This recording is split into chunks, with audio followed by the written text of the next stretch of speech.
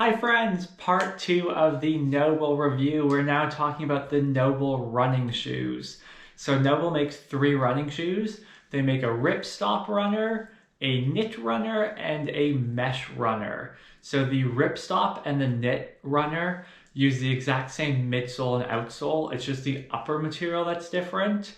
And then the mesh runner is a completely different midsole and outsole. So I'm going to be comparing the knit to the mesh.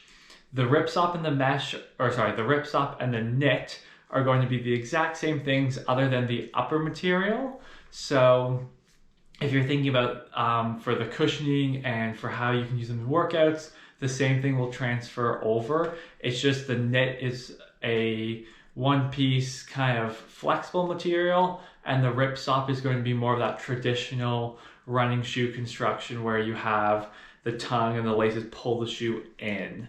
So the knit runner looks like this. It has a higher ankle collar. It's all one piece, and it has that like sock-like fit to the upper, which makes it very, very comfortable. The only downside to the upper material is that it's not as secure and tight fitting, so you don't get that same like upper stability. It doesn't bother me at all. I prefer the knit material. I find it's a lot more comfortable and my foot just feels better in it. But if you feel like you want a bit more stability, the Ripstop would be a better choice. When we're looking at the midsole, it has a 10mm drop, so a fairly high heel to toe drop. And so that's just going to kind of lift your heel up a bit. For running, it's going to help you get up onto your toe.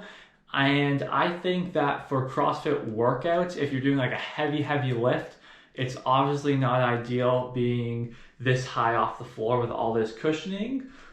And so if you're looking to do a lifting workout, you're probably better off in the trainers or even the lifter.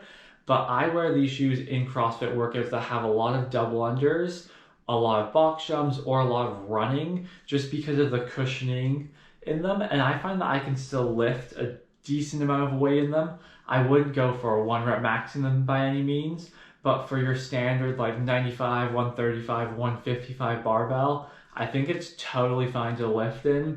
They're stable enough, and the comfort for double unders, running, skipping, just seems to really be nice. Especially for me, I find that if I'm doing a lot of double unders, I get really sore calves, and that goes away completely in this shoe.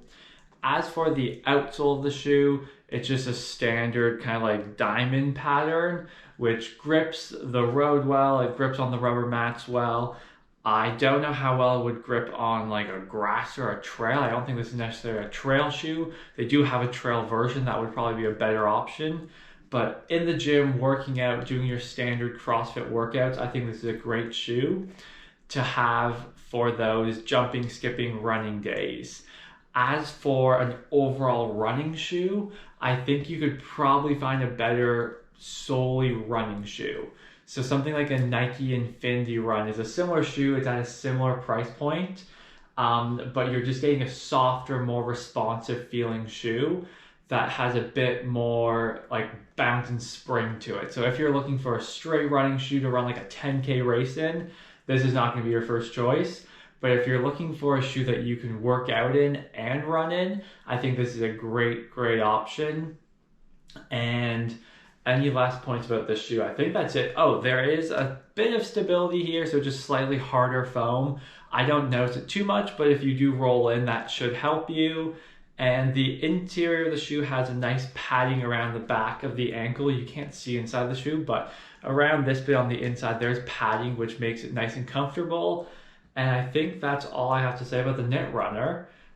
Oh, price point, 209 Canadian dollars. So a bit more expensive, but like I mentioned with the trainers, free shipping, free import fees or no import fees, and then no tax on them. So whatever you see on the website is what you pay, which is a nice feature. So our next shoe is the mesh runner. So the mesh runner is a 7mm drop. So for me, it feels like it's somewhere in between the knit runner and the trainer. It's lower to the ground, It has a lower heel drop, and I feel like you can feel the floor a lot more. So if you're doing something with a heavier bar, you can actually feel the ground. You feel a bit more connected. And it just feels like a really nice option to go in between. So if you have a workout where you want a bit of cushion and you still want to be more stable, so if you're going overhead, if you're lifting a slightly heavier barbell, it just seems to get the job done. And I think that that also has to do with the mesh upper, because it has a tongue and then the upper that fastens with the laces. You can get more stability in your forefoot, and it's just going to hug around your foot more and make you feel a lot more stable in the shoe. It's also low to the ground, which is going to help with stability as well. And I think this is a really nice mix if you're looking for a shoe to do a bit of everything in. So if you want to be able to run in it and you want to be able to lift in it, and it's good for metcons, it's good for double unders, it's good for box jumps, it's good for running. I think this is a perfect choice. It's also very lightweight, so it's a lot lighter than the knit runner is, and it's very breathable. So if you, I'm not sure how well you'll be able to see, but you can actually see right through the upper into the insole, which is this fun, like, bright pattern. So it's just a very lightweight, breathable shoe. The cushioning feels a similar, like, hardness to, or softness, I guess you could say, to the knit runner. It's just less. So this one would be more of like a responsive, quick workout if you're doing like shorter runs. This would be like a heavier, longer workout, more running, more jumping. So I think if you're looking at which one to buy, it just depends what your workouts look like. If you run more and lift lighter loads, I think you should get the knit runner. If you're right in the middle of lifting a lot, but also doing some running and jumping, I think the mesh runner is a great choice. The mesh runner is, I believe, at least this colorway was $197. I think they're a little bit less expensive if you get just a solid color without the pattern on the midsole. I think they're a bit less expensive, if I remember correctly, but you're looking around $200 for both. So either way, you can't go wrong. Let me know if you have any questions, and if you have either of the shoes, what do you think? Thanks for watching. Bye.